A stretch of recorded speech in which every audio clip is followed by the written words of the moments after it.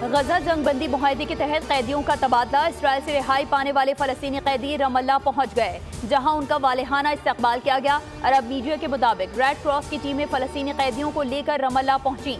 3 buses में 130 फलस्तीनी कैदी मौजूद थे। हमास ने 4 इस्राएली खवातीन फौजियों को भी रिहा कर दिया।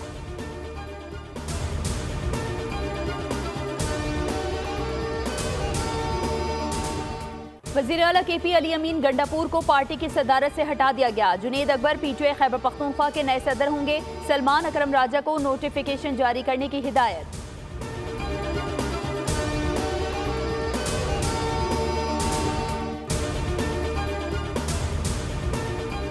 और पाकिस्तान वेस्टइंडीज के लिए बिछाए गए स्पिन के जाल में खुद ही फंस गया। मुल्तान टेस्ट में वेस्टइंडीज का कमबैक। कौमी टीम 154 रन पर ढेर हो गई। वेस्टइंडीज को 9 रन की बढ़तरी हासिल। इससे पहले वेस्टइंडीज की टीम 163 रन बनाकर आउट हुई। पहली और दूसरी इनिंग्स में मजमूई तौर पर 88.1 ओवर में 317 रन स्कोर हुए।